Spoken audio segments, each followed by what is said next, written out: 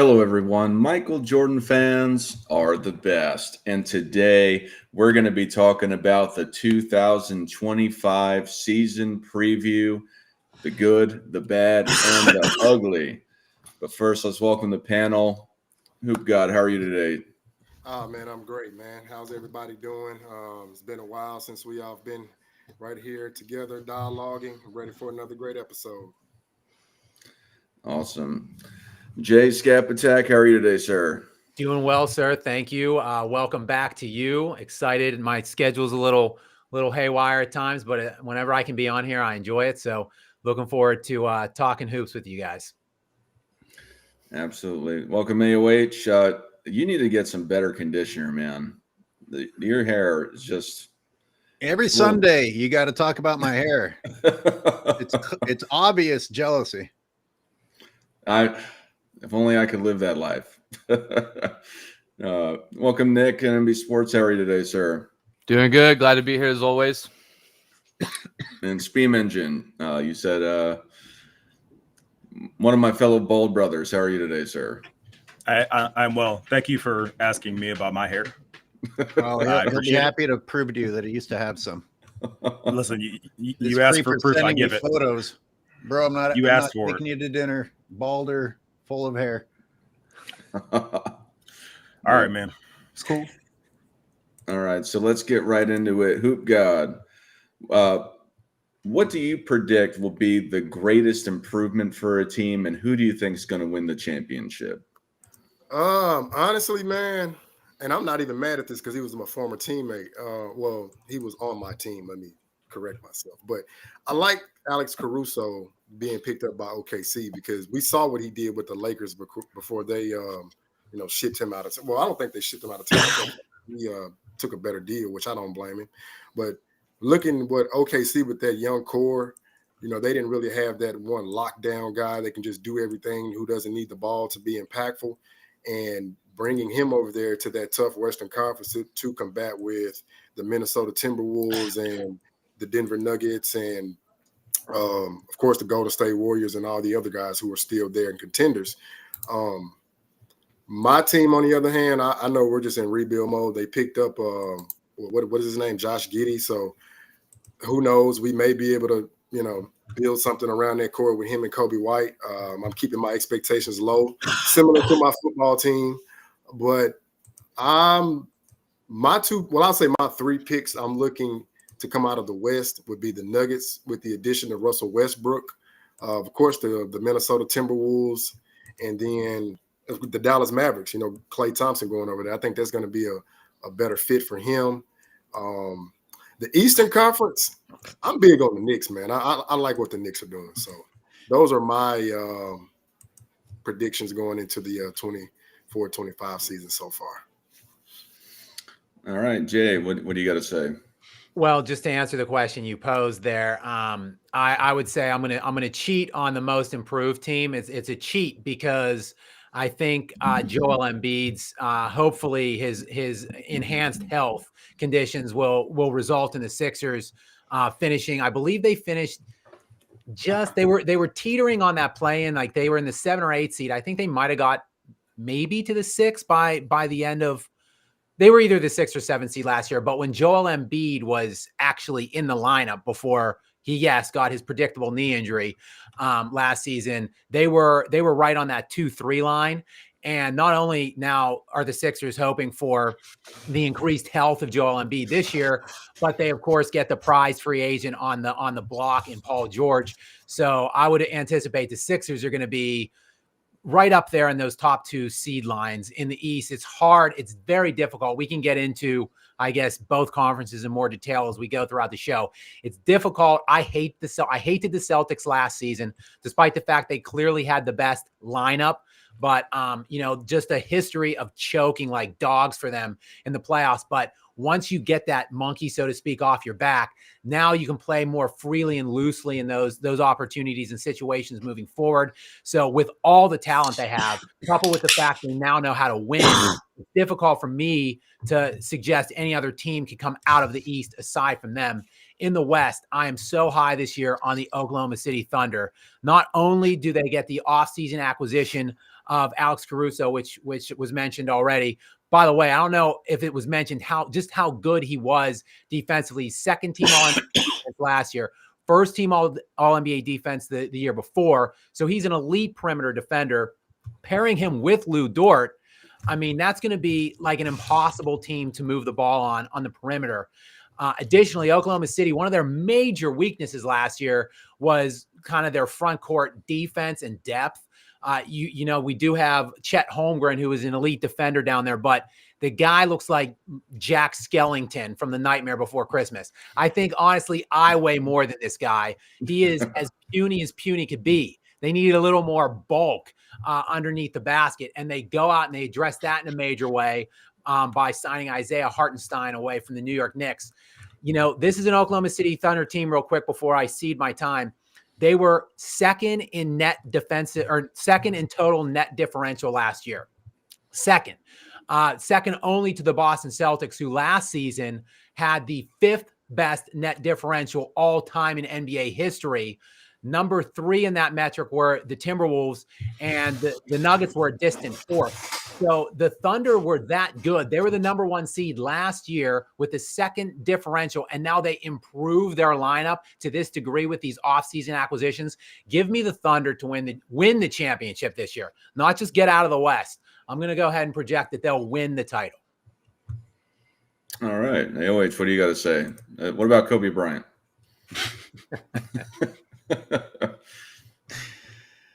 Man. Yeah, what's with all the comments complimenting Scap Attack's looks? This is interesting. Oh, I'm gonna have to go back and look at that. I didn't see that. Yeah, that's good. They were saying how handsome you were. Oh, thank you guys. Appreciate that.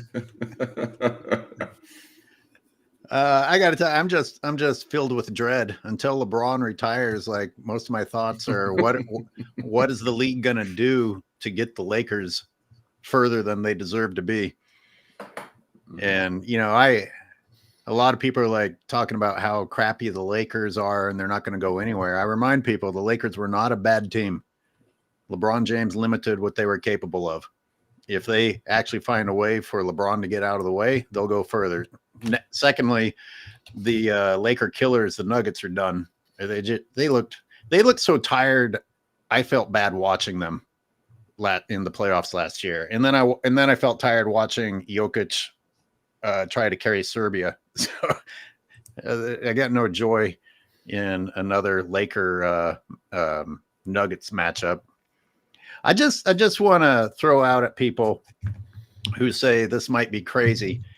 If you look at what the league has done for LeBron James, and if this might be his final season, and you look at what has been done, then it is not crazy to think that they're going to go all out to make this a success, even if it's not a success. Whether we look at the history of the 500 more free throws than the opposing team, or LeBron James strangely getting an MVP in the Olympics as he's ending his career, they will do anything for this man. So don't be surprised when you see teams that should be winning getting eliminated magically.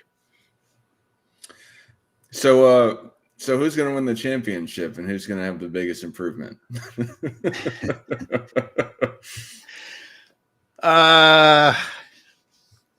Geez, it's hard. Unfortunately, it's hard to argue with Scap's logic. I don't know why the Celtics would get worse unless the lack of hunger in today's players becomes a factor. You know, they got the chip and they're happy. But the flip side of that is that the pressure and the burden isn't there, which could make them more successful. They're so stacked, they could almost cruise control their way into the finals. And I don't know enough about the mental maturity of Shea to back him. But yes, talent-wise, the Thunder should improve over last year, which would be saying they're going really far. Mm-hmm.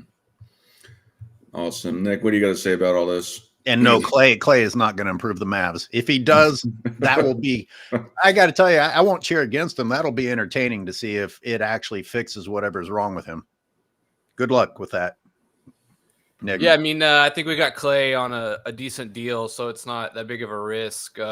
But yeah, I essentially have Oklahoma and Dallas in the Western Conference Finals. I do think Dallas is going to get back there. I think they got better. I guess AOH doesn't agree, but Clay gives them something they desperately need, which was 3-point shooting. I don't think the loss of Derrick Jones Jr. is as big of a deal as maybe the outside thinks it is. I think the reason why we love Derrick Jones so much was his value and how much we were paying him for what he did. But I think we addressed it. We just need Clay to play a little bit of defense. And as long as he hits some open threes, I think we'll be just fine. Tatum thinks that the Celtics and the Mavs are going to rematch as well. But yeah, another year for Oklahoma to gel with that young core. I think they'll be back. I think they're the most dynamic. I think Denver doesn't, for whatever reason, I just don't think Denver and Minnesota have the firepower to sort of keep up with Oklahoma and Dallas. That's my opinion. Obviously, I'm hoping Dallas gets in the finals and they win it. A rematch with the Celtics would be nice. I think the Celtics are the only team in the East really to talk about. But I think in terms of who's going to make the biggest improvement, I think Orlando and Indiana, I would like to see one of them leapfrog to the second or third in the East. I think that would be kind of a surprise for one of those franchises to get a really high seeding, finish maybe number 2 or something in the East. And then I look for the Rockets. I think the Rockets are going to have a good year this year. I think they'll at least make the play-in. We'll see if they can sort of – I think they have a good mix of some young guys and some veteran guys. So I think they're trending in the right direction. I think they also are pretty dynamic. They can do a lot of things. They play good defense, things like that. It's coming together. So I think Houston will be my most improved. I look for them. And I think, I think Golden State's on the way out. I don't think they're getting any better. And I think they might miss the playoff. That might be another little bit of a hot take. I think they might just miss it altogether. We'll see what happens. I think Sacramento should rebound too. I think Sacramento will do better this year. Awesome. Matt Speam Engine, what do you have to say? I'm on a bit of a delay. Remind me, what are we starting off with? Just overall how we feel? No. Yeah, who do you think is going to make the biggest improvement? Who do you think is going to win the championship? Biggest improvement, even though I know they finished number 1 on the West. I think OKC's. I think they're going to go to the finals this year on the West side, just as a surprise team. So I guess you could say that's the biggest improvement. I think SGA is like primed for a big year. Championship. I don't know, probably the Celtics again. Quite honestly, I think this upcoming season is going to be play-wise a little bit. Dull's not the right word, but I think it's going to be a very feel-out season in terms of, who's going to be the face of the league and what team is dominant. Stuff like that. What I was going to kind of start off with was stuff that I felt like that was going to stick out from the gate. I'd love to see what happens with the play-in tournament this year, depending on who wins it and how it is just kind of portrayed and how they compare it to last year. That's my big thing. So it carried all this weight. Everybody know who's played, right? This year, let's say, I don't know, just a random team X wins it. Okay, well then how are we going to see that in the news then? And who's going to be great? Who's going to say something? Who's going to call it? That's what I'm looking for this year, other than the typical Bronny, deal. No. Yeah, right. Dart, I would like to just jump in real quick. It seems like everybody's picked Oklahoma City, or at least a lot of people like them. I absolutely love Oklahoma City for the aforementioned reasons that I stated. They also were the 4th rated net defense overall last year in the NBA. And I think that addition of Caruso is just going to be so utterly terrifying for the league. There is a metric, an advanced analytic stat, which I don't typically like, but this advanced metric is called point of attack defense, which measures on the ball defenders. Alex Caruso was number 2 in that metric last season, and Lou Dort was number 1. Like, that is a terrifying prospect for the rest of the NBA. And Shai Gilgeous-Alexander is a really good defender. He didn't make an all-NBA defensive team last year, but he did finish 7th in defensive player of the year, and he led the league in assists. So, like, when you look, and then you have Chet Holmgren now on the back end with Hartenstein, like, that is a very, very compelling team. And mentioning Shai Gilgeous-Alexander, this kid is an absolute stud. I mean, I don't think he's poised for a big year. I think he's just going to continue what he's done the last 2 seasons. He's first team All-NBA 2 years in a row. He looks like an absolute staple on that list moving forward for several years to come now. And like I said, he defends. He was top 4 last year in the 4 major advanced analytic categories. That's win share, value over replacement, box plus minus. So he's really, I think he's poised to become the MVP of the league this year, and Oklahoma City to win the championship. That was a very tight series against Dallas. Maybe some people think Dallas improved with Clay. That was the net differential in that series was even. Like, they scored the same amount of points in that series. It was just a few plays at the end that Oklahoma City didn't really know how to make to get over the hump and win that series. But every single player in their top 8 in minutes last year were 25 years or younger. Now they're a year older. They've been in the playoffs together. That maturation process is going to take over. I mean, I would be hard-pressed to see any team that's going to be able to beat them throughout the course of the Western Conference playoff runs. I would like to now just pose this question. No one really seems that high on the Timberwolves, which they got better too this offseason. They retained their team, which was, I said, 3rd in differential last year. They were the 2nd seed, I believe, in the West. No one's really high on them. They should be kind of an ascending team as well, I think. They lost a few guys as well, though. And I just, like, they have Anthony Edwards as firepower, but then there is no 2nd or 3rd option, really, in my opinion. I know they have Gobert and they have Karl-Anthony Towns, but I just don't think Karl-Anthony Towns can give you 7 games of 25-plus points efficiently from the field, So I just think Minnesota's just one weapon behind Oklahoma City and Dallas. And I will say it was absolutely criminal that SGA got 2nd in MVP voting last year over Luka. That was absolutely criminal. I can't believe that happened, but I'll digress from there. Well, it's going to be – everybody assumes that Luka's going to be the MVP this year, but – the offseason acquisition of Klay Thompson now has put them in the narrative now in Dallas is that they have a championship caliber team. They went to the finals last year. They add a Hall of Famer now in Klay Thompson. So it's not like being the 4th or 5th seed this year for Luka ain't going to cut it. Like, he could do whatever he wants. He could replicate last year. He could average 35 points per game and a triple-double. If they're not the 1 or 2 seed, he's not going to be the MVP. So it's going to be a race in games between him and Oklahoma City. If OKC gets the 1 and Luka's like 3 or 4, it's going to be Shai this year. So just prepare yourself for that. Dallas also got Spencer, Quentin, and Najee Marshall as well. I mean, they also added a lot of depth to their guys. If between Spencer and Quentin Grimes on any given night, either one of those guys can just give us valuable minutes, both defensively and offensively.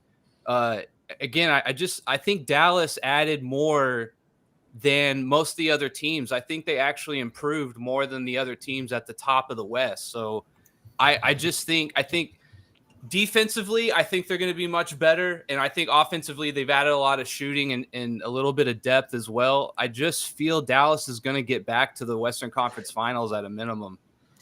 It's going to be interesting. I'll say the one thing that is my takeaway, looking at basically all the upper echelon teams that were in the playoffs a year ago, I think have virtually all of them have improved. I think the Kings, I think you mentioned it, they're gonna take a big step forward just because they're not going to have all the injuries they were dealing with last season.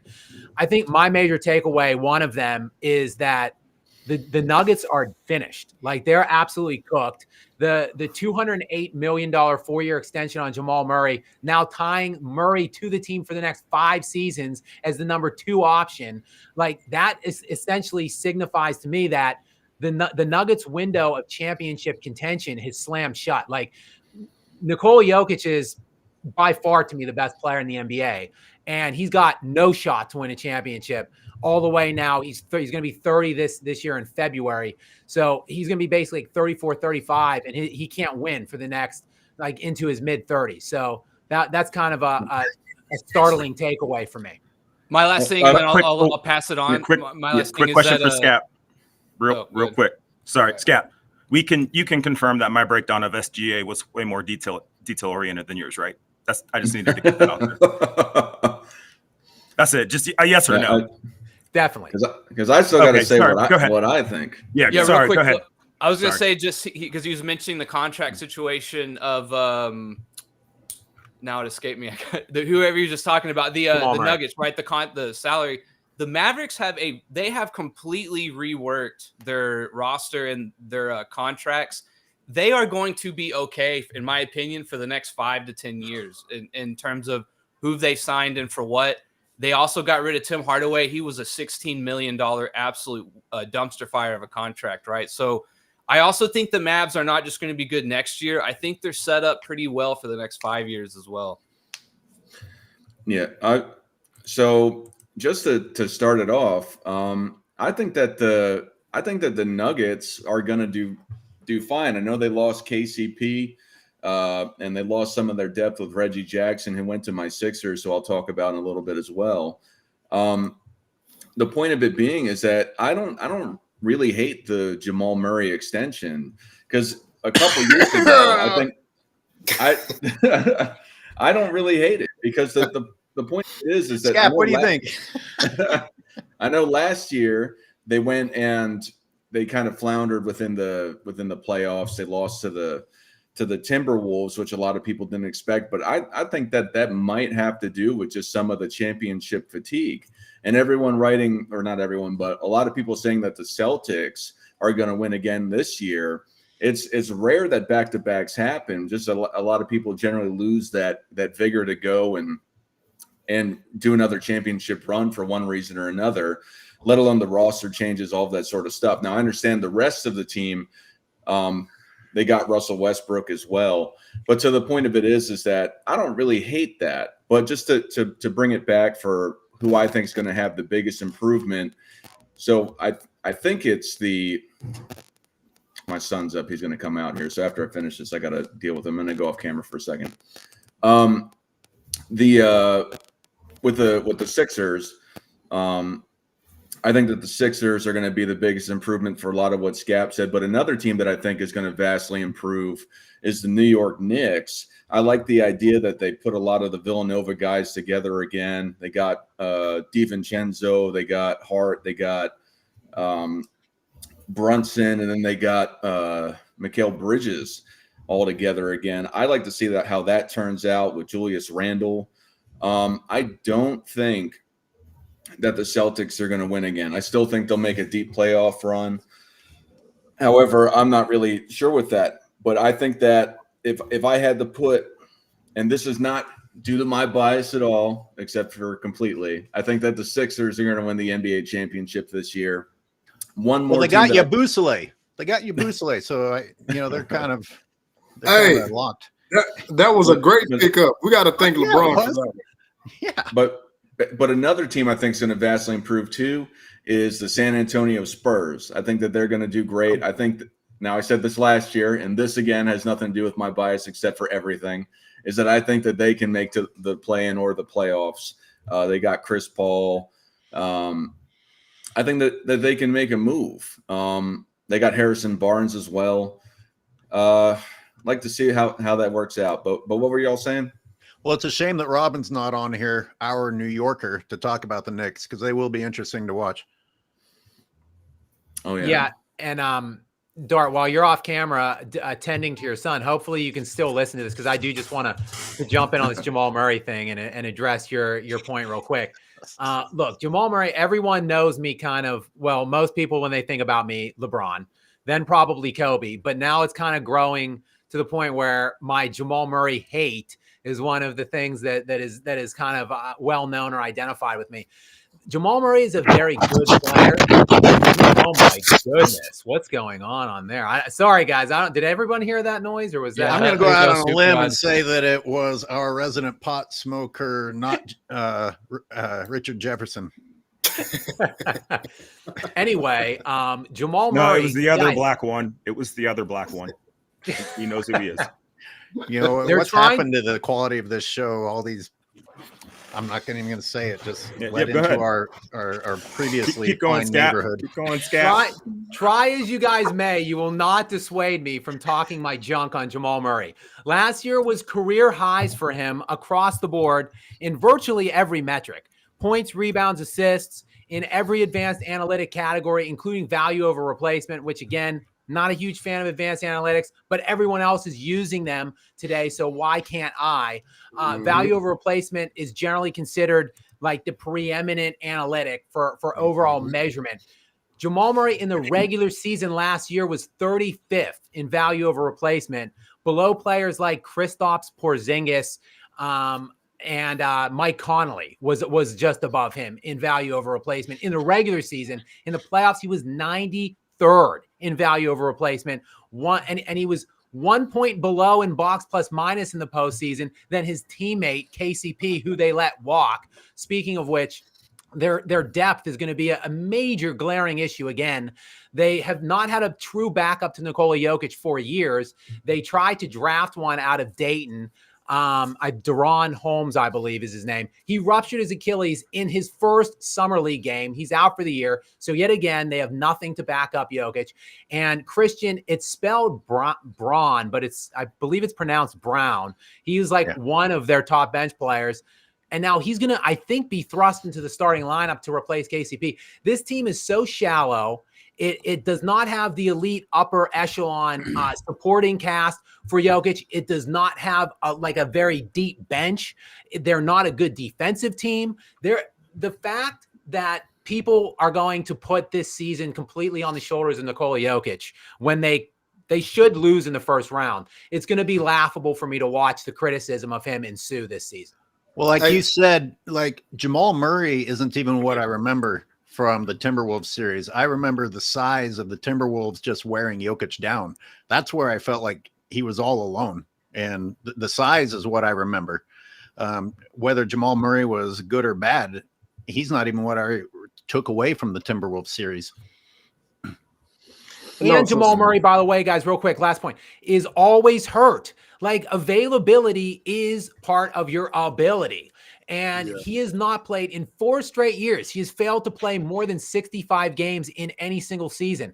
I think he played 59 last season. He missed playoff runs, total full lengths of playoff runs already throughout the course of Jokic's career. I don't know why you tie yourself to this guy to the tune of $50+ million a year for the next 5 seasons. I think the Nuggets honestly should have either looked at sign and trade or maybe just lowball an offer, and if he doesn't take it, just let him walk and go full-scale rebuild in the middle of Nikola Jokic's prime in his career. I think that would have been better for Jokić than tying him to Jamal Murray for the next 5 years now.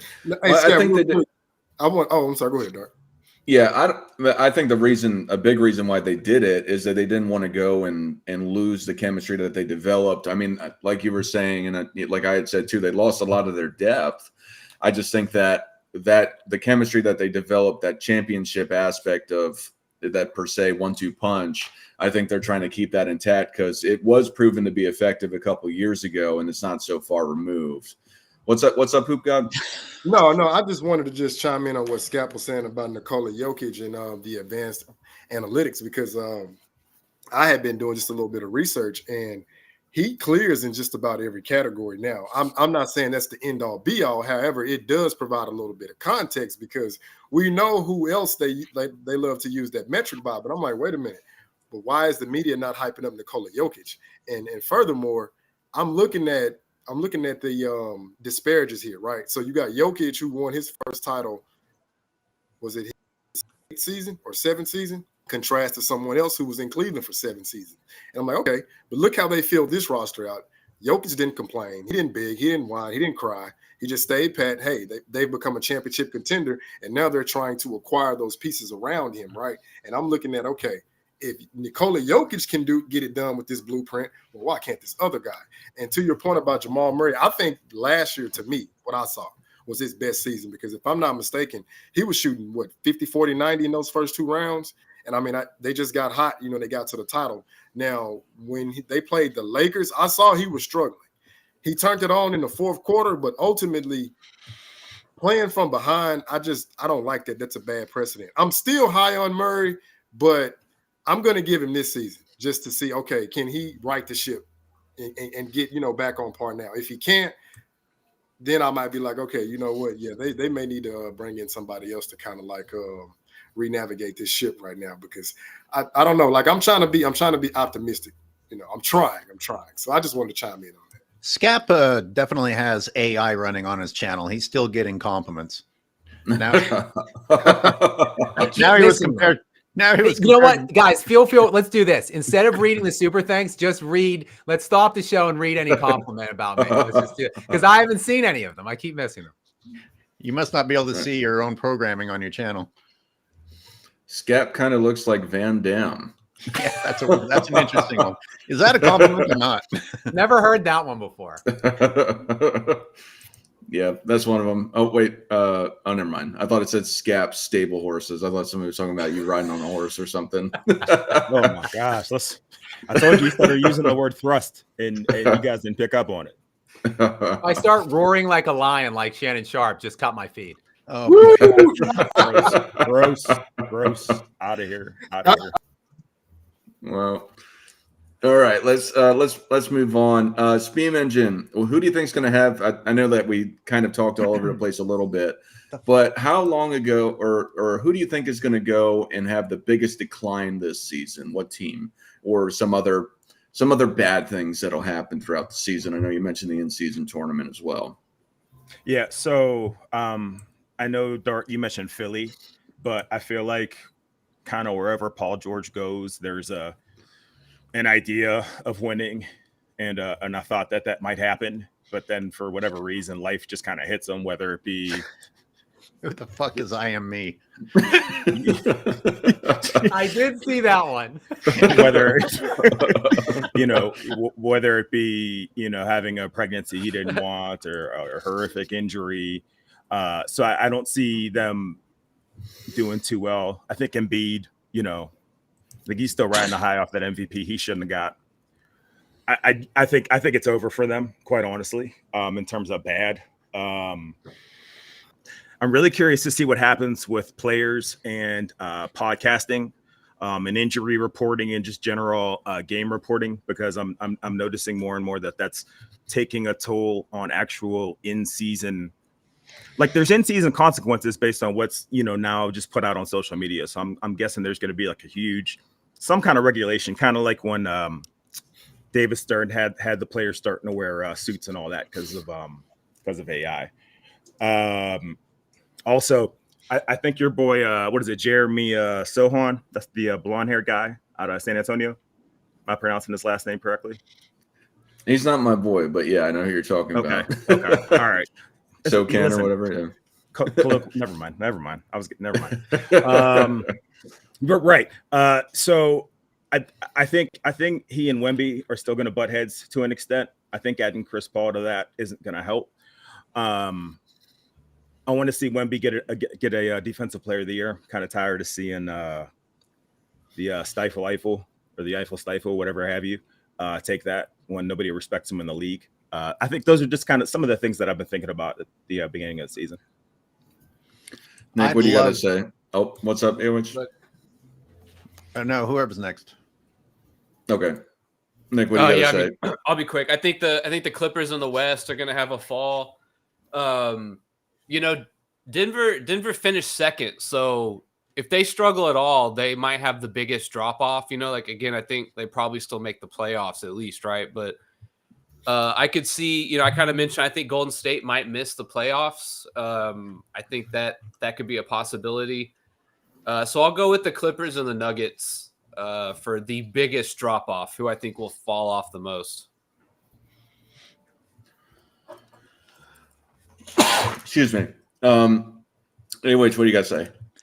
Well, my comment was, I'd love to see Scap Attack or someone else do an in-depth analysis of exactly how good Embiid is and how bad Gobert is, because I don't usually watch them during the regular season, and Embiid gets MVP. And then when I watch Embiid, I'm disgusted with him. I thought he was the second worst player on the Olympic team next to LeBron. And then Rudy Gobert, can he really get 4 Defensive Player of the Year awards and be as bad as people are saying? And again, I watch him. I'm like, Jesus Christ, dude, move. You know, are your arms so long that the brain signals can't get you to play defense? But he can't be that bad. I must be watching the wrong games. How do you get Defensive Player of the Year 4 times and be that bad? I mean, have you guys watched either of those guys in depth? Because I have to admit I haven't, so I don't know how to answer those questions. Terrible. I've seen Gobert only because the Mavs have played him the last 2 years in the playoffs, and it's just one of those things where, like, the modern day NBA in a matchup situation, I just think Gobert in certain spots becomes a big liability, right? And the only way you can really justify him offensively is to feed him the ball, and no one's going to do that. So I just think he's sort of like a fish out of water in the wrong era in a way. But I mean, he's still a good rim protector. I mean, he gets tons of block shots and rebounds and all that stuff. So I just think it's a little unfortunate. Embiid is he's good. Embiid is a good player. He just gets injured too much, and I think he is a little mentally. What was it when he was playing the under 21 college team, and it was like a scrimmage. And he came down and he acted like he got fouled, you know, it's like a scrimmage game against college kids. Like that kind of stuff with Embiid is what drives me crazy about him. He just seems kind of soft at times, but that's my take on Gobert. I think it's just a little unfortunate the era he's in. Rudy Gobert is just a liability outside of the paint. I mean, they exploit him on those high pick and rolls, and like Nick said, he's a fish out of water. He has little to no horizontal movement. It's like, bruh, how do you award this guy 4 Defensive Player of the Year? That's just a disrespect to Ben Wallace. Like, I don't have a lot to say on that. Scab, what do you got to say? Who do you think is going to be what's the bad for this season? Who's going to go and lose a lot more games, or what other bad things you think will happen this season? Well, I mean, obviously I've been alluding to the Nuggets. I think they're going to take a huge step down. They were tied with the Thunder last year. Them and the Thunder both finished with 57 wins in the Western Conference last year. They were tied with the second best record in the NBA behind only Boston. Tiebreaker gave Oklahoma City the 1 seed. By virtue, the Thunder became the 2. The thing is, they're not going to lose a lot of games. They're still going to win 50-something games because Jokić is just that good. His on-off last year and basically every year is around positive 18, which is just insanely higher than any other player in the NBA. Insanely higher than any MVP candidate last year in the NBA. I think of all of the guys in the mix for MVP last year, Shea had the best on-off other than Jokić, and it was like 10. So essentially, Jokić was twice as good as any other MVP candidate. It's why he's won 3 league MVPs out of the last 4, and it should have been 4. He'll keep them afloat. He plays a lot too. That's the other thing. He plays like 70 games, 71 games every year. He'll win them 50. They're just viably not going to be a championship contender next season. So I think for sure, you know, they won 2 years ago. They went in as the favorite last year. And they are not going to be a viable contender next season. I wouldn't even put them in the top 5 favor lines when looking at the West and the East. I would pick at least 5 teams with a better shot than the Nuggets, if not more. Other than that, the Golden State Warriors, they look headed for the all-important precipitous cliff. I could see them. They're probably going to be in the play-in. I could see them losing one of the play-ins and not making the playoffs. So I could see a world where Steph Curry, I think he's 35 now. He's probably going to turn 36 sometimes next season. Looks like a bad kind of twilight for Steph Curry coming up. I don't know how much longer he's going to play. He obviously looks like he still is at a high level based on what we saw of him in the Olympics. Looks like physically he could play for a couple more years, but the surrounding cast there in Golden State has really dipped in recent years, and I think that they're probably not going to do a lot of winning for the rest of his career. So those are probably like the 2 teams I think are going to be the most disappointing this season. I don't know how you can fail as an organization as completely as the Warriors have without it being intentional. This is when I start actually listening to people saying that Draymond came there to help fuck up the organization and make sure Curry doesn't win more rings than LeBron. And I know that sounds crazy, but like the incompetence of building that roster is just inexplicable.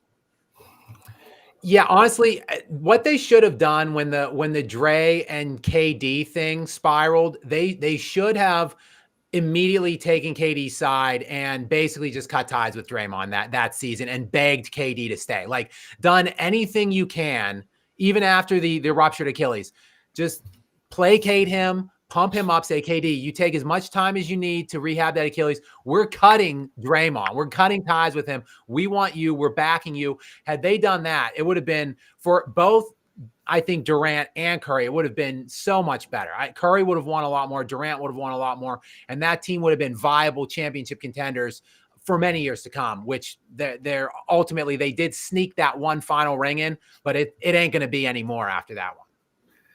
I'm going to be the devil's advocate here and say that I think Draymond is the glue guy of that team. Oh, fuck off. I think he's the spirit of the Golden State Warriors. I understand your guys' point, but I think for what he brings to the team, I think there's not a lot of players that can provide what he does. And I think because the team was so shot-oriented along the three-point line, even when Kevin Durant was there, I think he was the pseudo point guard, or at least he was a facilitator from the high post. And I think that was an important part of the team. But I'm not going to die on this hill like y'all disagree. I understand why. I'm not going to die on this hill like the Tim Duncan, Kobe Bryant thing. But hey, Dart, I got I was going to say Bovada has Denver 4th right now in the preseason odds. Hey, Dart, I got a hot take. Right, which is outrageous to me. Four. Yeah, I think it's a little high. That is insane. Out of curiosity, who's obviously the Celtics and Thunder above? Who's the other team they have above them? Celtics, Thunder, 76ers are 3rd, Denver, New York, and then you have Dallas and Minnesota tied at 6, and then the Milwaukee Bucks, and then it drops off pretty bad to the Lakers, Suns, Warriors, Grizzlies. Right, which is insane because just with the depth of the East, I should say lack thereof, they're very top heavy. I would put the Knicks. I think the Knicks are the second best team in the East. By default, I would definitely put the Knicks odds better than Denver. And then I would certainly put Dallas and Minnesota above Denver in terms of the outlook for a championship this season. So tell me, Dart, convince me that Sabonis could not fulfill that Draymond role. Thank you. The shit that Draymond does can be done by a lot of people, and you don't have to have the cancer along with it. Exactly. You have high character, low maintenance. Just going to come in there and just going to play team ball.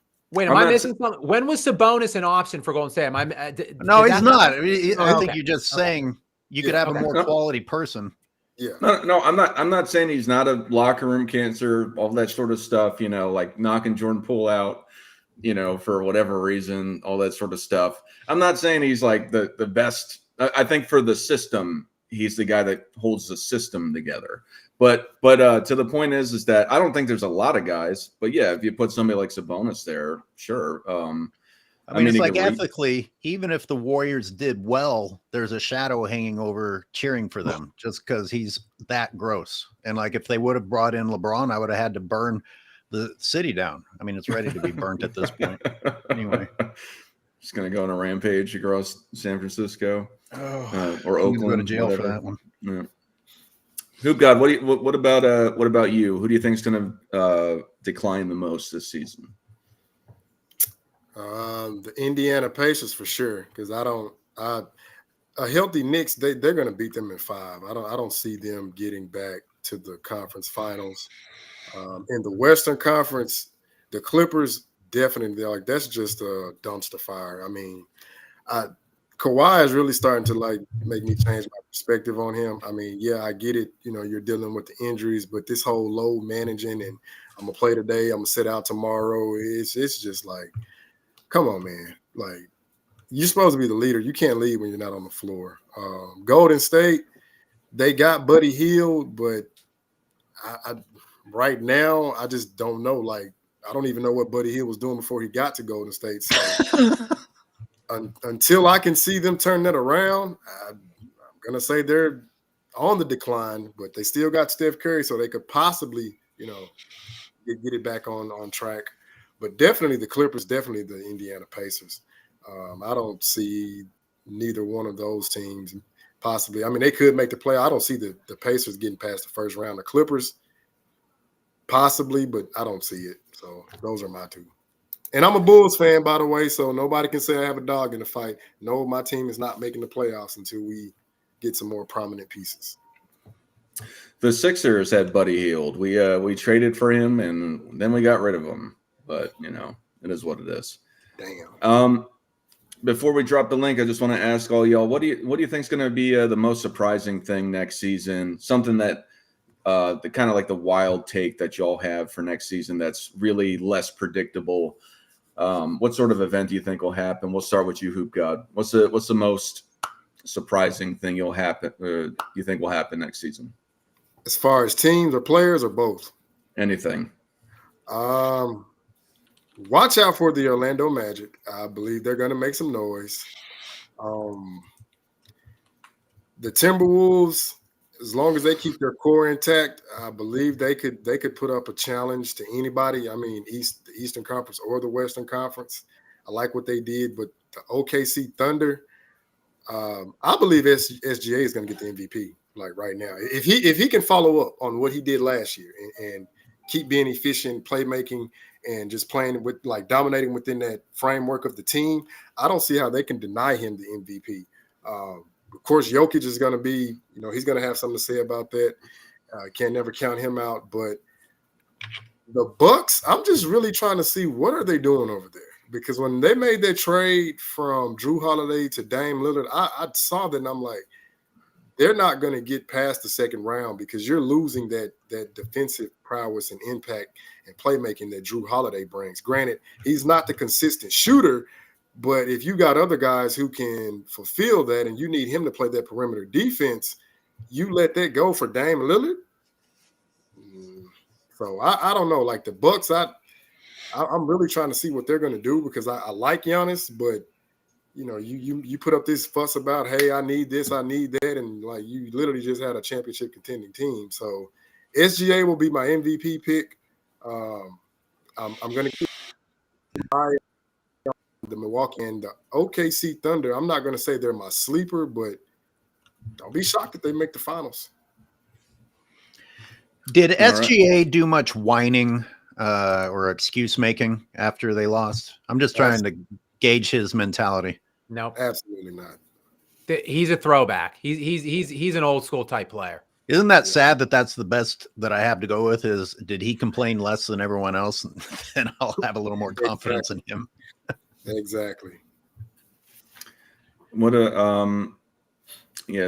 Scap. What about you? What's the most surprising thing? I'm gonna drop a bombshell on everybody right now. From the dawn of basketball history, of their existence in Minneapolis, the Lakers, from 1948-49 season to the 2013 league year.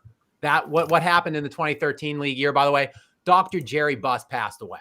So from 1948 to 2013, the legendary Lakers organization went to 30 NBA finals. That's 30 in 65 seasons. Basically, on average, they go to the finals every other year up to 2013.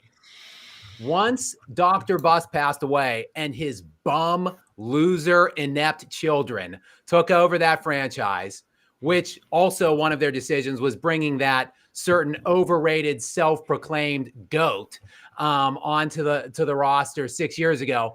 The Lakers in the last 11 seasons have won 6 total playoff series, and four of those were in the sham make-believe exhibition tournament disguised as an NBA championship in the 2020 Orlando bubble. But I'm going to drop a bombshell here right now. The Lakers are going to win at least one playoff series next season. You heard it here first, ladies and gentlemen. Mind-blowing. I know. I'll up you one. LeBron James is going to win league MVP. Ooh. I have a good one too. Are we just going to go around and say it? Yeah. Bronny and Bron will get co-MVPs. That's kind of what I was going to say. I think Bronny and LeBron will go to the All-Star game. I think him and his son will go to the All-Star game. They'll get voted in. I think that, although it's a hot take, I think there's a very real avenue for that to happen. Unfortunately, yeah. So I'm going to quote Rick Bucher. How much is he willing to spend to buy those MVPs? Because we know that's his MO. He's definitely going to pay for those MVP votes. So how much is he willing to spend? 10,000, 15,000? I mean, he's got billions. 45 million, somewhere in there. I mean, I don't know. Yeah. All right. If AOH and Nick, you don't have any, if that's all you have to say about it, Speem. No. I was going to say that Detroit Mm-hmm. might have gotten even worse, but the only way to do that is to add games to the season so that they could lose more games. Even less than 14. Dart, I do want to throw in just to you. I want to echo your point on the Spurs. I think they could maybe not even. I think they could avoid the play-in. I think they might be a playoff team, just because the Spurs, they tanked last year. They intentionally lost as much as they possibly could. Now, so not only are they going to be trying to win games this year, they actually improved the roster.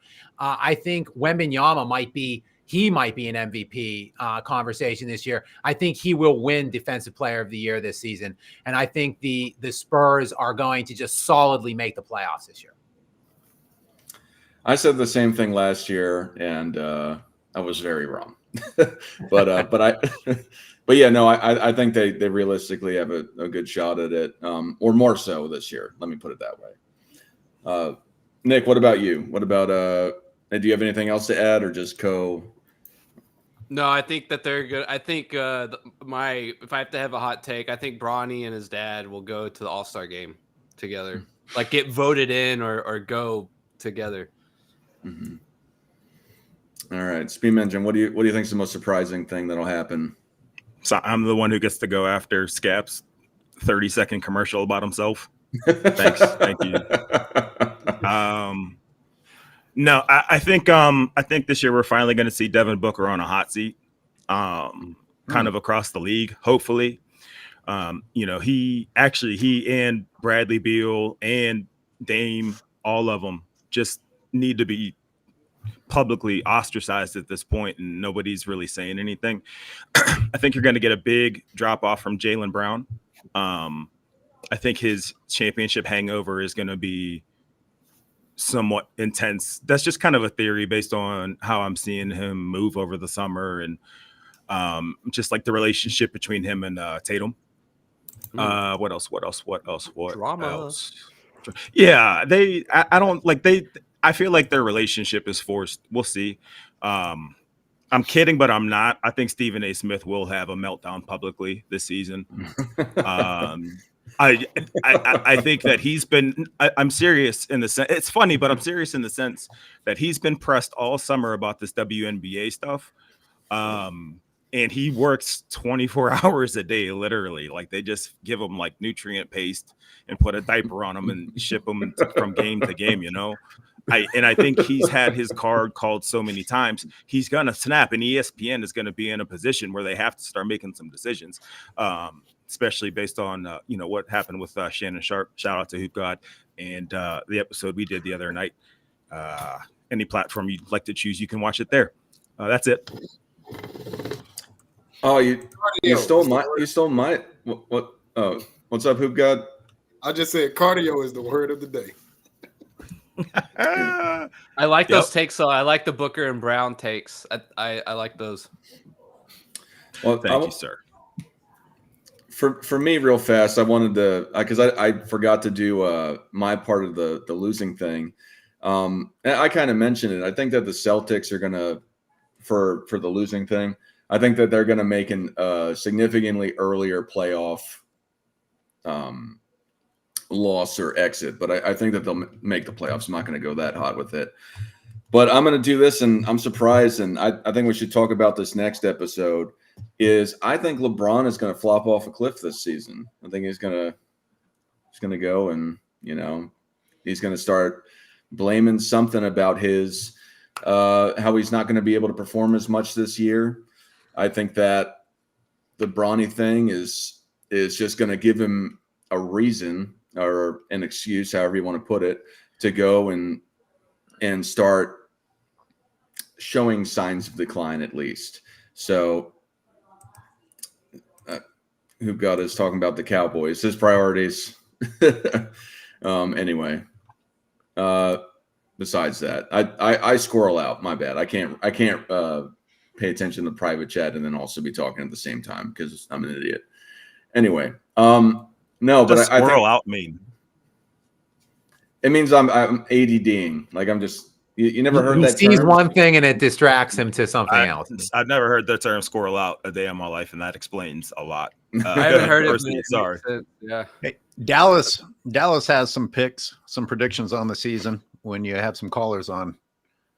Oh yeah. I'm gonna drop the link in a second. But otherwise, for surprising things, I think that. Yeah, I don't even know. I think that the Lakers, outside of them being pushed there, I don't even know if they'll make the play-in this year. I mean, they got a decent team, but other than the NBA pushing LeBron to get to the 10th seed again, to do a play-in run, I think that they might not even make the play-in. But Dart, it is extreme. Like the last 2 years, it's been like plus 400 on the free throw discrepancy. Like they outshoot their opponents by like 400 or more in the regular season for 2 straight years, which is substantially more than anybody else, like 150 more than the second place. Like those are impactful moments in games. Like let's just say there's like a handful of 15 games that could have really went either way, and they intentionally have just pumped them with free throws, and they won like 10 of them, and they should have lost all of those. Like that is enough to get them at least into the cusp of the play-in tournament, and then you just do it again for 2 games in the play-in tournament, and they're in the playoffs then all of a sudden. And as if what he said wasn't crazy enough, LeBron's complaining has actually increased each year. The free throws are increasing, and LeBron's complaining is increasing with it. So as long as they but am I wrong? There's a stat for that. And the stats of the 686 times last NBA. No, I don't. The text he doesn't get called for gets more outlandish every season. You know, you mentioned Steph Curry being 35. Well, they started the whole what LeBron is doing at this age at 35. Imagine if they just put the effort into doing the same thing for a Steph Curry, who actually is running around on the court. And we are literally hearing announcers talk about what LeBron is doing at this age when he doesn't bother to join the other 4 players on his team about 40% of the game. Oh, yeah. Also, I just want to point out, like Anthony Davis is hurt. Look, we cannot speculate that there will be health for Anthony Davis like he had last year. I think he missed 4 or 5 regular season games only last year. We cannot assume that will be the case again this season, but we can't necessarily assume that it won't be. So if I'm just thinking that Anthony Davis is going to be available for 65 or 70 games, he was the only player in the NBA last season that made an all-NBA team and an all-NBA defensive team. He's the only one. He was second team all-NBA and first team all-NBA defense. He's really good. I mean, if you want to look at advanced analytics, again, this is like the 10th time I've talked about it. I believe he's 3rd all time in player. He's 4th all time in player efficiency rating. 4th all time in NBA history. So, I mean, that guy, along with the Lakers, have a decent lineup around them otherwise. And his name's gonna completely evade me at this point, but the kid from Tennessee that they drafted with the other pick that wasn't Bronny James, he looks like one of the more pro-ready guys coming in out of the draft, and he's a great 3-point shooter, which is what that team kind of needed. So, absolutely. Well, not as good as the Warriors draft picks, but all right. Well, I'm about to drop the link on my channel. So that's the easiest way to call into the show for the people that are new. Just come to my channel. Michael Jordan fans are the best, and you'll be able to hit the link and call in. When you call in, what's up? Go ahead, real quick. I just wanted to address somebody in the chat. Somebody referenced Darvin Ham. I'm not sure how it came up, and that his firing was justified. How do you what are your guys' thoughts on that? I think you should not acknowledge such people. No, no, no. Give the idiots a voice. a legit answer. Because I saw that and I kind of had the same. I said the same thing you said in my head though. AOH. And, well, okay. You know what a lot of them said. They're like, look at how he is behaving on the sideline, and yeah, he didn't look. He wasn't giving us a show like, oh my god, like do this and come in. Do you know how many coaches that describes? Like Phil Jackson looked like a statue most of the time, and we consider him the greatest ever. So you can't really base someone's coaching on the show they're giving you visually, if that's what this person wants to talk about. And no matter who goes to the Lakers, we've seen what Jeannie Buss is doing to the organization and how she sucks on LeBron. The coach doesn't get to be a coach, no matter who he is. All right. You're welcome for the assist. Go ahead. All right. We got D Davis here. You've got a minute to ask somebody a question or 2 minutes to make a comment. How are you today, sir? Oh, I'm doing good. I'm doing good.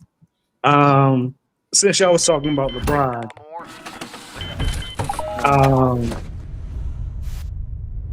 I want to say that this may be the season exposure for LeBron. I don't know. That's not me. Is someone playing Metal Gear Solid or something? Funny how you can read the name of the game you're D. playing. Davis, is that you? Fight through the noise, whatever it was. What do you got? Okay. All right. What Cat Williams was talking about earlier this year, this is going to be the year of exposure. And the Lakers have, over 30 nationally televised games. And I think you guys are doing a great job of just spreading the message, spreading the word. And people are really going to start analyzing and looking at LeBron, and they're going to see like, yo, this ain't it. And because it's too many people just talking and saying like he's not the GOAT of being the GOAT, and he's at full-time exposure right now. I mean, if he's not missing games, they gonna see the game. And it ain't gonna be pretty because he's fallen off significantly. And over the last 10 years, he's become a worse player than he was 10 years prior. So look, I want to agree with you, but I ask you to observe the behavior of the lemurs, the humans who repeat exactly what they are told to say. Like I'm not so sure people are making decisions with their eyes anymore. That's my warning. Yeah, you hear the compliments get more outlandish. Like how many examples have I posted of them literally complimenting his point guard play as he's turning the ball over, and don't mention that he turned the ball over. I mean, they are shamelessly lying about his performances, and you go and look on social media and they are repeating verbatim what they heard the analysts and the Nick Wrights say. People we're not a smart species. agreed. But you guys are doing a great job of just putting the message out there, and other people I'm seeing on Instagram where it comes off as hate, but it's truth. And the humanoids out there, they can only just repeat the same narratives and look stupid. So they can look stupid, continue to look stupid, but the truth is going to be self-evident this year. And right. That's my hot take for the year. Thank Absolutely. you. Bronny going to the All-Star game, that's crazy. But You could get voted in. It could happen. It could happen. Yeah. Fan voting. That's going to start the purge. That's the purge if that happens immediately. Here's the thing with that though. We added there. I believe there's 3 elements which are weighted equally. Maybe fan vote actually might be weighted more. I think fan vote is worth 50%, but then 25% of the weight goes to the writers' vote, and 25% goes to the other players and coaches' vote. So I forgot that they changed that up recently. You're right, or a few years ago or something. Yeah. So even if Bronny, I agree with you, fans might do it. But I don't think even the 50% weight of it will be enough to offset the fact that he's getting nothing from the writers and the other peers and coaches in the league. But couldn't you see it maybe like even 25% of the writers and the coaches I or could. whatever being like, oh, this is such a monumental thing and it's such a good storyline and we owe LeBron this. Like I could see them swaying. Sadly a little enough, I bit, could too. see the writers. I could see writers doing that more than the It's players. such a good storybook ending, you know, like all that kind of shit, you know. We've seen a shift. media. We've seen a shift in the players too. I mean, what's a question we all get on our channels? They're like, why are players staying quiet about this? Why are people tolerating LeBron James? And we're all like, shit, man. I mean, maybe their careers are affected by it. Collecting those clutch checks. D. Davis, thank you for calling in. I appreciate you. We're going to let Dallas on, but thank you for calling, sir. Yep. The Cat Williams thing had me freaking dying. Let's get on the line, boy. Yo, what's happening, guys? What's up, Dallas? Welcome. What's up? What's up, AOH? How y'all doing today? I'll be real quick. What's going on? I'll be real quick. Actually, when I look at the picks for this year, I see Minnesota being back. As much as I hate the comments that Ant-Man made, I see them being back. And as sorry as Rudy Gobert is, I just think it's a super watered down league. And sorry guys are at the top. As good as Nikola Jokic is, I mean, when I see him play Embiid bodies him just about every time. So it's kind of like I'm not taking anything away from them. The guys, it's just the league is so watered down that it's kind of going to go to matchups. You know, depending on who you play. Like I think Minnesota will be back, but I think they still have a hard time with Dallas. You know, but I think Dallas will be back. But I feel like Luka and Kyrie got exposed so much in the finals defensively. It's hard for me to even look at them as being a team that's going to go all the way to win championship. You know, it always makes me feel like Boston is going to be back because at least Boston has the depth, and if Boston has they can play D. Because one thing about Jaylen Brown and Jason Tatum, even when they're playing bad, they're still rebounding and still playing some kind of defense. They'll still get 8 rebounds apiece. So for me, when I look at the teams, even with OKC, I don't buy OKC because when I look at SGA play, as good as he needs a lot of help from the ref. So he gets to the line, like they let him push off a lot. But when you get deep in the playoffs and they don't give you that call all the time, you end up losing just like they did against Dallas. Dallas, your audio is. Hey, Dallas, are you able to try calling back? Oh, let me just take Dallas, your audio is. Yeah, your internet. Let me I like the little take really mad. Am I better now? Keep talking. Yes. Is it better now? Yes. Yeah, it's a little better. Yeah, but what I was saying was, it's hard for me to look at any team as being just. No, it's not better. Yeah, it's hard to see any clear-cut team being good because the league is so watered down. Even with Jokic being seen as the best player, the way Denver was struggling against the Lakers last year, I mean, it's hard for me to think that Denver's going to do anything. I do think Minnesota's going to be back simply because even though Ant was talking all that shit, they still have a lot of players. They still got a good depth. They still got Nas Reed off the bench. They're a very big team with a league with not a lot of big guys that know how to play big. So they'll probably be back. Dallas will be in there, but I still don't buy them because it's bad defense that Luka and Kyrie was playing. They just got exposed to me in the finals. Like their defense was unacceptable to me. You know, so for me, I just look at all the teams. I think Boston will probably be back because at the end of the day, even when things get tough and they can't make shots, they're still rebounding and making plays and still playing defense. So for me, it's just hard for me to pick because it's just so watered down. The league is like I just don't see a lot there. SGA, we're looking at him as an MVP, but when I watch him play, if he's not getting that call from the ref and pushing off, he really can't. It's just I don't know. Y'all tell me if I'm crazy. Wow. But when I watch the game, I'm just like, it's not one guy that I see right now that makes me feel like, yeah, that's it right there. I'm still like, it's up in the air for me. I think I think Boston probably will be back, but it's nobody. It's just glaring. It's just I don't even. And even I agree with AOH. I wouldn't be surprised if the Lakers do some stuff. To be honest with you, because as sorry as LeBron is, if you're gonna let LeBron push off and run down the lane, he's gonna get buckets and he's gonna get to the line because he's bigger than everybody else. So in the right situations, they can surprise them. They really could have beat Denver last year in the first round. I mean, really, I think every game. Yeah.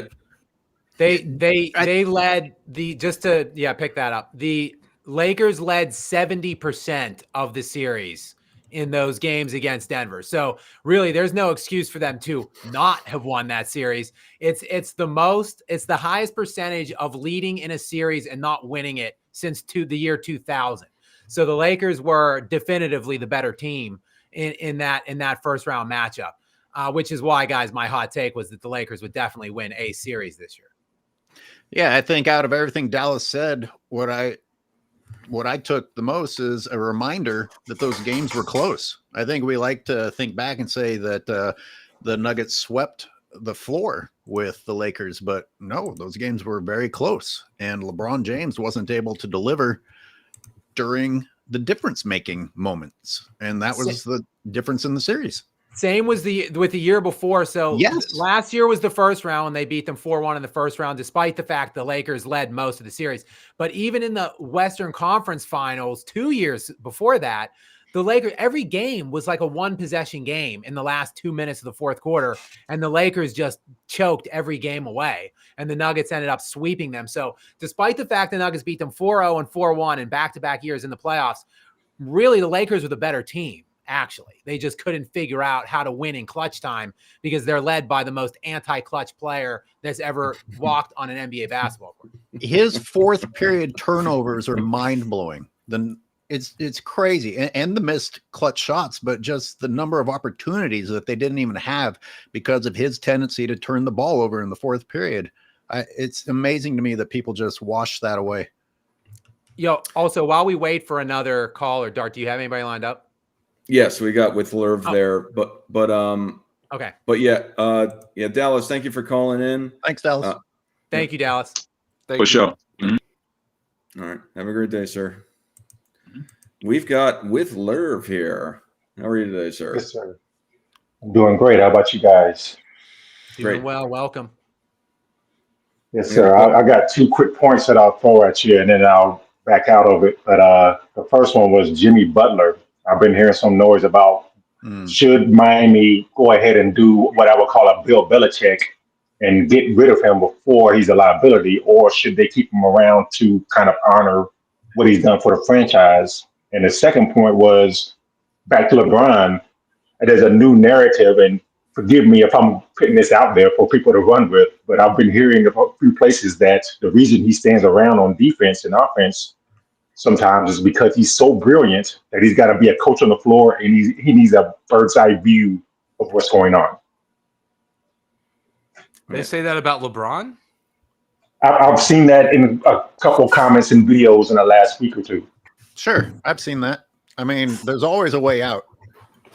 Yeah, it's like, I was trying to think of the words. That's the way to put it. There's always an excuse. Yes. If you want I mean, to when he find doesn't cross half court, it's because he needed to get a bird's eye view of what was happening and shout directions to everybody. It doesn't matter what you say. It's like a judo. Whatever you say, it's like a judo move. If you push, then they're going to pull. If you pull, then they're going to push. There's always a way out, as you said. His scoring wasn't that good in the Olympics, so they went from looking at scoring and talked about the glue. And then I put out my video showing that his version of glue wasn't doing a goddamn thing. But you forgot forgot the one part about judo where you slam the other guy on the floor. So some of those takes need to you need to be able to slam somebody on the floor for some of that stuff. Yeah, real quick. That's all I wanted to say. I was going to say real quick about the Jimmy Butler thing. That's always kind of a tricky one, and it kind of sucks as a fan and as a player, I think. But if Jimmy's like demanding a max contract as he's aging out into his later years, I think that's probably not a good move for Miami. But I think it's always good if you can keep a guy around who's done a lot for your franchise, as long as it's reasonable and as long as you guys are both on the same page, right? But I definitely wouldn't be giving him any kind of max or anything like that, or any kind of long-term 5+ year deal. I mean, I can say that. What about the Warriors? What about him specifically? Could he get to the Warriors or any team that you would think of who could take him? I don't know the Warriors cap situation off top of my head, but I don't think that'd be necessarily the move the Warriors need to make to kind of get back in the mix. I don't know how good of a fit that would be. Me either. That's all I got for you guys. I appreciate you guys. Thank you very Thank you. much. Thank Yeah, you. I want to talk about one other thing Dallas said. Who's that guy in the league that you got your eye on? Everybody just seems pretty content. You remember the Sports Illustrated cover when Jordan was going up against the Lakers for his first title, and he looked like a demon-possessed bull? Who looks like that anymore? Is there anybody that you're like, oh shit, he's going to single-handedly dismantle us? I mean, you can make the case that I would push against this, but at times in last year's playoffs, Anthony Edwards looked like he might be becoming that. He, of course, fizzled out in pathetic fashion in the Western Conference Finals. His defense was limited significantly in that series. And then, like a little brat, a spoiled, petulant little baby, he just stormed off the court without shaking anyone's hands and then made excuses. So and now he's peddling this nonsense about past eras and stuff, not being as skilled. So I'm by no means high on Anthony Edwards, but there were times during that, like against the Suns and in one of the games against the Nuggets, you could make a case that you saw elements of that from him. Yeah. For me, I think a guy that I think it's just the situation in the league, not having a dominant team anymore. I think that's kind of pseudo. A lot of people will give credit to the guys that are, win consistent finals, the dynasties per se. And it's something that we got a super chat that came in, but I don't know who it's for, but anyway. Wow, miracle. Anyway, with that said, I think a lot of it goes to the people that are consistently winning, because Steph Curry had the moniker of the babyface assassin. And I'm not saying it's going away. I think a lot of people still fear Curry amongst other players in the league, but I think that widespread opinion on people being so absolutely dominant coincides with the actual team success. So when the teams aren't going back to back, a lot of people just kind of put that stuff to the side, in my opinion, even though they're amazing players or people are afraid of them on the court. The Luka disrespect is just unbelievable, man. Like, the guy scored 73 points in a game last year. He hit the game-winning shot over Rudy Gobert. I don't know if y'all remember the hook shot he had against Brooklyn where he essentially tossed it up from the right wing. I still think Luka is the most clutch player in the league right now. I don't really, in terms of a guy who could take over a game, I still think it's Luka, even you throw in his passing as well. I need to see him throwing people's shots into the stands at the other end for me to think of him as intimidating of an opponent as a Jordan. I mean, in that series against the Timberwolves, he won me over with some of that shooting, but it's just got to be both. Luka's a fair point, because he does. I think what we're really talking about is just aesthetically, like, how does a player look? Like, what are his mannerisms? How does he behave on the court? Like, does he have that fiery kind of, I'm going to win at any cost kind of demeanor that we don't necessarily see? Luka, though, kind of was flashing that during the Timberwolves series, and he was executing on it. He was absolutely cooking that entire defense, which everyone was praising, unanimously coming out of the Denver series and what they did to Jamal Murray on the perimeter, and Luka just completely turned around. So Luka is honestly a fair point to make and a fair person to bring up. And just one other quick point.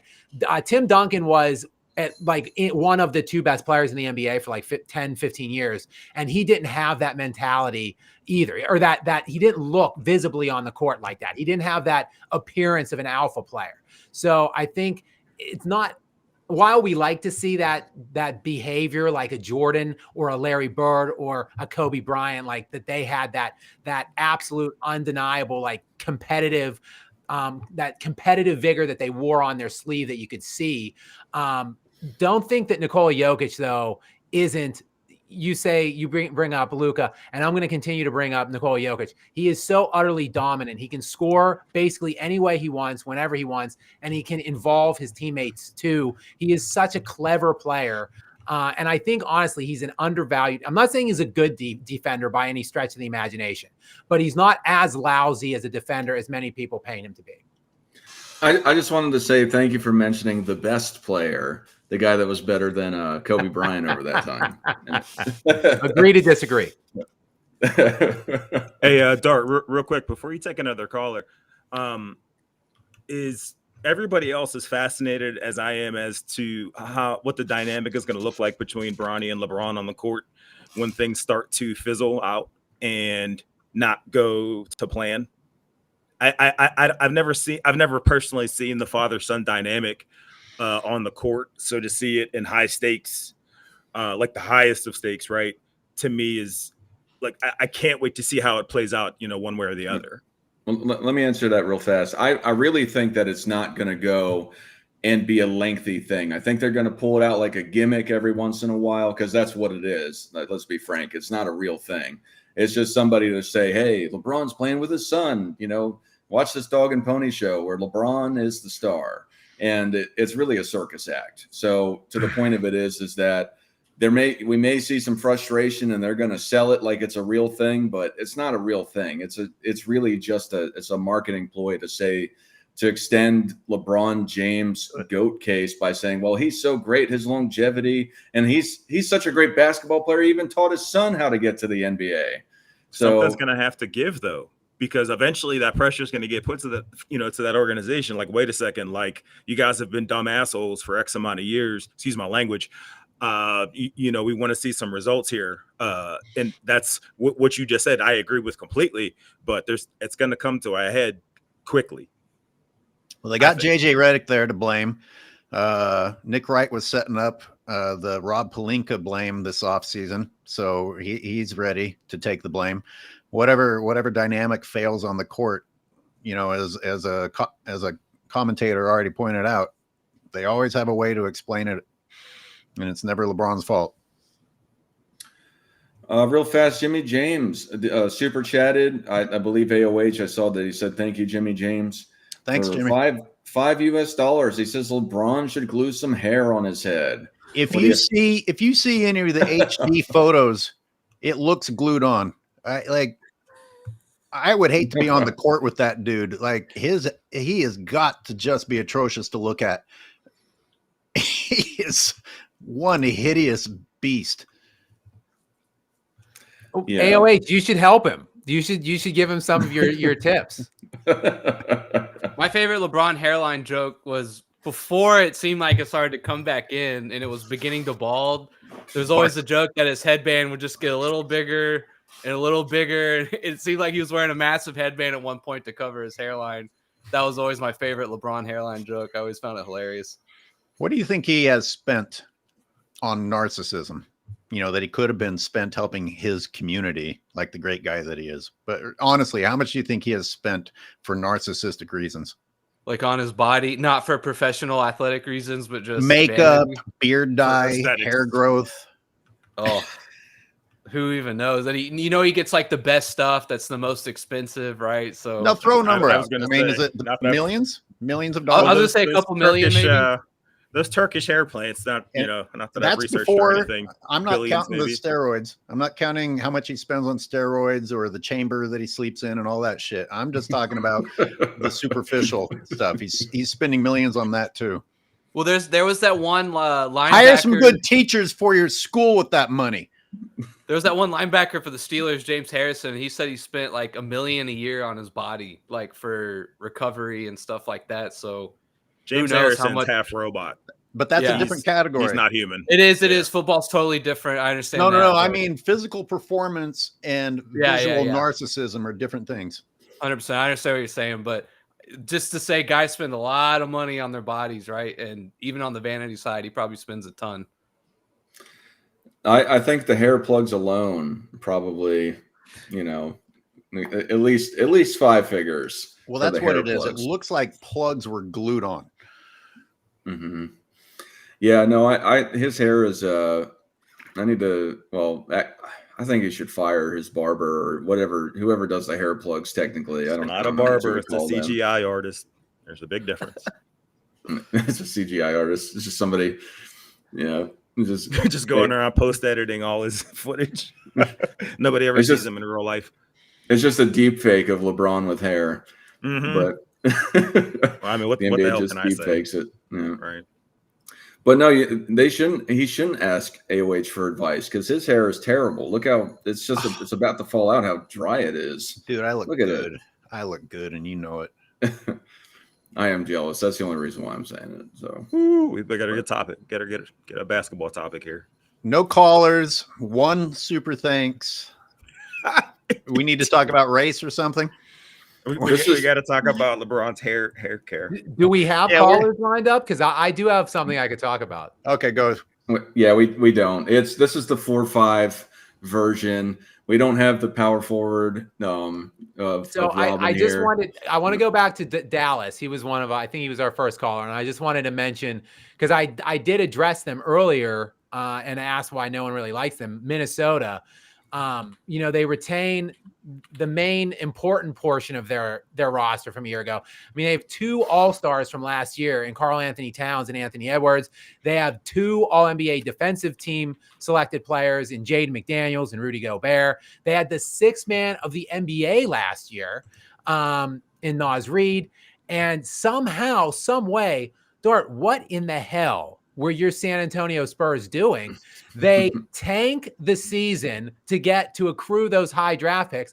Then they trade away number 8 to Minnesota, which becomes Rob Dillingham, who is, quite frankly, maybe the best individual creator in the draft. I know it's not a great draft, this 2024 class, but Dillingham has some offensive individual abilities. I think he becomes an instant impact player and contributor for Minnesota this year. I think Minnesota, if they didn't get the injuries last year, they might have come away as the 1 seed, and everyone just seems to have soured on them. I'm worried about Minnesota personally. I think they're definitively in the mix for the Western Conference next year. I started looking at their roster when Dallas called in, and you're right, they didn't really lose anybody. You didn't even mention Mike Conley, who provided quite well whenever he came into the game. I mean, as talented as that team is, and they've gotten better each year that they've played together, for us not to have confidence in them, to me, that says we don't have confidence in the mentality of whoever's leading them on the court. I agree with that. So it's really on Anthony Edwards. He's got an ideal scenario. He's insulated with perfect situations around him. He's got a great head coach too, by the way. So this is on him to take the next step and really evolve into what he thinks he is. He's been telling us he is that guy. In the Olympics, he said he's the number 1 option. Like, he's walking the walk. I'm sorry, he's talking the talk. It's time to walk the walk now and really show out and really emerge into that next level. There was some back and forth between the Thunder and the T-Wolves this year. Those 2 teams have a lot of vitriol towards each other. And I think it's time. We got to see, can Anthony Edwards, can he outdo Shai Gilgeous-Alexander in a 7-game series? That's pretty much what it might come down to in the playoffs. He's going to have to be that guy head-to-head against SGA. And we need to see that. I missed the Suns Timberwolves series last season, so I tuned in after that when Edwards wasn't as impressive, apparently, because everybody says he was so good prior to the series that I watched. But I was looking at the output of his teammates, and he's in a very cush situation. Like, he was the 3rd highest scorer several times in the games that I was breaking down. So when you're in that situation, it's like it's hard to give somebody the credit of being the man, even if he had the killer mentality and wasn't telling us that he only changed his diet or his training enough to make it to the first round or whatever stupid comment he admitted to. I mean, I don't know how someone with a killer mentality doesn't train to win at all every day of their lives. But real fast, for people that want to call in, because some people have been commenting how to, please come to my channel, and then you can hit the link and call in from there. And if you like this show and you like what I've had to say, please subscribe on the way in. It's our friend Uncommon Sense, or he says like and subscribe on the way in. But yeah, come to my channel. Michael Jordan fans are the best. You'll be able to call in. Come to my channel. Come to my channel, and don't give Dart any support at all. try to call in on AOH's channel. see how that works out. But yeah. So we were talking about this before, but I just wanted to see what your guys' thoughts are, and for the chat as well. Do y'all want to talk about is LeBron James going to flop off a cliff for next season? And we can talk about a variety of flopping things that LeBron can do next season, not just if his statistical output will go down. You want to open that up here now? No. Do you want to talk about that next week? I think I could probably. I'm not sure what my schedule. If I can make that work in some way, at least for some of the show, I'll come on and discuss that. Okay. Yeah, just generally speaking, yeah. Crickets. Okay. No, I was gonna say I'm good for it. That's fine. I'm good for it. They're going to be in the chat, pissing and moaning about all we talk about is LeBron, but that's music to. Well, no, I'm not reading it, not listening to it. It's nice to read that level of vitriol. Yeah, let's do it. I worked my ass off putting out a video that wasn't about LeBron, and it's not doing well. It happens every time I try and do something new, and everybody's like, "Wow." That's what kills me. They're like, why you guys do it? Well, I mean, it brings the people in. It's what the people want. I mean, it's how it works, how business works. I definitely didn't invent a channel to bring people in. I did it to combat the narrative, because the narrative was so overblown that it was just making me sick. I mean, the amount of lies going out all the time.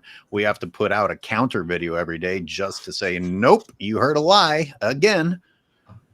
I know you're like anonymous. Yeah.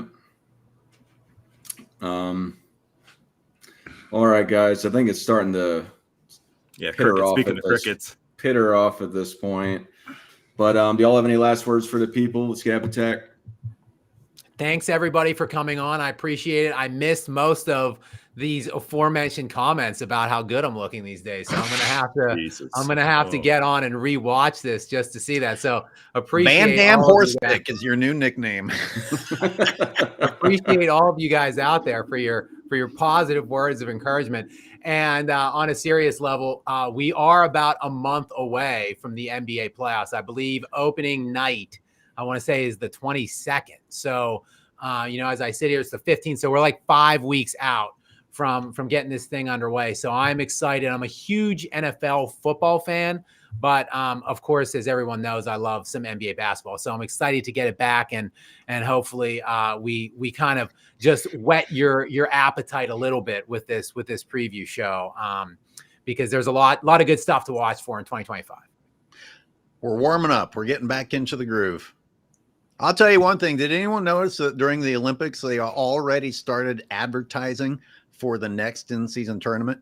I mean, the amount of money they are spending to try. They did. The money they are spending to try and act like this is important has got so to be. What happens? Right. So that's what I was saying. So what happens when the Lakers don't win it? They're going to look crazy out there with all that unused champagne and unused goggles and stuff.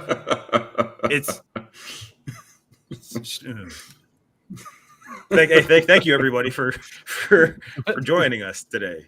All right, I had a thing I was going to say. Terrible. I was going to say edit this whole, except for the funny stuff that I say. Edit all this stuff out. Oh, the last 2 minutes. Wow. And then all the stuff. Well, Scap talked about how good he was looking the entire time, so that's going to be harder to edit. I wasn't. The people. Thank you. I don't know. You confirmed it. You didn't shoot it down. People want it. I can't help it. Modest people disagree. I have to do it every day. Well, we can't talk about actual sports. We got to talk about shit like Tyreek Hill and Shannon Sharp and airlines and men banging. End this. Start. What are you doing? Let Nick say bye. Let everyone. Let's go. I did a terrible job today. I did this is the 4-5 comeback. I'm not awkwardly cutting people off like I usually do. The charm of that. But next week I'll start cutting people off now. But yeah. Anyway, Nick, what do you got to say? Not much, man. Hopefully the Mavericks do good again this year, and that's really all I got to say about the predictions. So. Yep. Well, we got Jimmy James backstage. I know we're awkwardly Just let him say hi really quick. Thanks for calling in, Jimmy. Perfect, We'll see you next week. Perfect. Yep. We'll keep you I'm- on hold until next Sunday. This is amateur. This is amateur hour by me. It'll be about as Anyway. entertaining as if What it a was still what a live. breakdown. What a fourth quarter. What do you breakdown, got, Jimmy? I'll tell you. I just wanted to ask a quick prediction on, I guess, the Knicks, how that's gonna go with Randall coming back, and they have Bridges now. What do you think is gonna go on with that lineup? Are they gonna try to ship Randall off or try to make it work? It's a great question, and if Robin hadn't bailed on us, you'd have a great answer. I can't answer it very well. What do you? Can anyone? I don't think they're going to bail on him. I think they're going to play him bigger. I think they're going to use the other guys and play more of a small ball lineup because I think they're bought in on Randall. I don't think they're going to go and they're going to get rid of him. I think they're in a phrase. They're going to play more of a small ball lineup. Yeah, I mean, I know they've been trying to. It feels like there's been rumors they've been trying to move off of Randall for a couple years now. So if they come out with a slow start, maybe there could be some kind of panic button hitting there, and they might move him. But I think he probably sticks out the rest of his contract there. What about the Bucks? Do you think they'll start to come together a little more and maybe compete with the Bucks? The Bucks Yeah, are an unmitigated disaster. The way I feel about what the Denver Nuggets are doing to Nikola Jokić is exactly how I feel about what the Bucks are doing to Giannis Antetokounmpo. It's just insane how they've made every wrong decision they possibly can from a personnel standpoint to a coaching standpoint. I love Giannis Antetokounmpo. I think you think he's innocent in that though? In all of that? I do. You don't think he held them hostage in any way, shape, or form? I don't think so. No, I don't think. Okay. Same with Jokić. These international players they're made differently. They're cut differently. They don't whine, complain, beg, like hold their organizations hostage. They typically stay put and play their hardest. Might have he maybe been making some suggestions, possibly? Sure. Might have some of those suggestions have been pretty assy, maybe. But that is the job of the general manager to say, honest, you let us make the decisions. You play basketball. And he's not a pampered prima donna. He would have taken that and stayed in his lane and played. So I think the Bucks, I think of the Bucks as the same way as I think of the Nuggets. They got no shot, which stinks because to me, Giannis is still a top 3 player in the NBA. Arguably, he's like the second best player in the league to me. And he and the best player have no shot whatsoever to be in the championship next year. Okay. Scap, can I cut you off and ask you a quick question on, do you think Lillard is included in that assessment that you just made? I think Lillard was not a good fit for Milwaukee. Yeah. But is he guilty for the trade? I'll raise my hand and say, like, I was wrong on that. When they made the move for Lillard, I actually liked it. I was looking at, from a holistic standpoint of offensive production in like clutch time in the fourth quarter. Frankly, one of the criticisms on Giannis is he kind of bogs down at that point in time. He does not have a really consistent or reliable jump shot still, and pretty likely will not. So I thought maybe Dame could deliver that dynamic while retaining their defensive abilities. But I think Dame his presence impacted their defense too significantly on the defensive end. And it's not working. And unfortunately now they're married to him. They're tied just like Jokić is with Jamal Murray. And I just don't see any way out of this purgatory for Milwaukee. Yeah, I think Milwaukee's got a good starting 5 and they have an okay front court, but after that, that's it. Like they have a good starting 5 and that's it. Milwaukee already had a good starting 5. I mean, they had a downtime and sometimes you're supposed to just work through that, but we're seeing a pattern where trying to stack teams with stars doesn't equal success. You got to have role players. You've got to have the man and then your great supporting cast, which, believe it or not, was what the Bulls were. I know people you need specialists here and there for sure. All right. Well, thank you, Jimmy James, for calling in. Thanks Jimmy. sir. Thanks, Hope Jimmy you have a James. great day. Have a good one, guys. Peace. You too. Hey, real quick, does Brunson have another crazy year? Yeah. I think he's going to be. I think he's going to be good offensively. I mean, he was second team All NBA last year, I believe. Is that right? Oh, that's it. I think he was Okay. second. He was second team. That was his first All-NBA designation in his career. So, I mean, I don't see him getting above that. I think his ceiling is second team because when you look at who filled out the first team, none of them are going anywhere. I mean, Luka's going to be first team. Shea's going to be first team. Jokić is going to be first team. Giannis is going to be first team. So really there's like one slot that's open, and it's probably going to be Tatum again because he seems to make first team every year. Just with his statistical output and what the Celtics are going to be from a team standpoint, the writers will probably throw him that bone. So I don't see any real way to penetrate that first team All-NBA for really anybody, and certainly not Brunson. I got a Yeah. topic. What's more That's right. mysterious, Doc Rivers continuing to get coaching jobs or Mark Jackson not getting any? Which one's more mysterious? I know why Mark Jackson doesn't have a job because Why? Because the rumors are is he said some homophobic stuff at some point, and there were important NBA execs around, and that kind of went around the league, and nobody wanted to hire him because he was so openly homophobic. Interesting. I think it was a religious I didn't thing. hear. I've never heard that. I like Mark Jackson as a coach, though. He got a big screw. He got screwed big time, and he also talked about how attractive LeBron's wife was on air. So I'm good with that. I know that we've already done our goodbyes, but I'm going to throw one wrench in here. I think Mark Jackson's a little overrated as a coach. I think that Steve Kerr really is the one that put that team together. I think Mark Jackson gets a lot of credit where I don't think he necessarily deserves the credit that he gets for how good that team developed. It's ironic because I think Kerr's overrated. It's funny. I mean, he's the one that won all those championships with them. So Kerr could be overrated, but you don't. But I mean, how much do you really have to go on that Jackson? True. Was great. True. Well, I mean, he assembled essentially the core of that team. How the fuck did he assemble it? Coaches don't get to do the assembling. See, this is why you don't do the adrenaline before the show. You're the one. Now you tell me. I think if anything, I said that before I thought about it. If I said anything, that before I thought about it. Go ahead. Oh, okay. So you admitted Yeah, that yes, stupidity's I made a pouring out of your mistake. mouth, and I'm the bad guy. Proceed. Yes.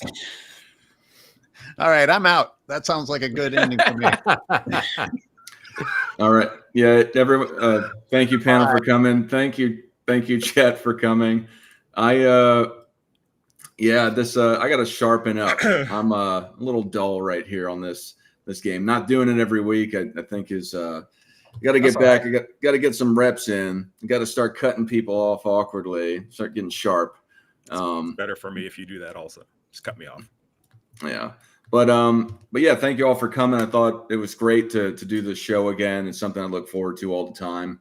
I was in Southeast Asia evading rabid monkeys sort of last month. So it's being at home in Hawaii is kind of a different feel for me. So that's probably part of it. But I'll be back in the game next week. I will perform better.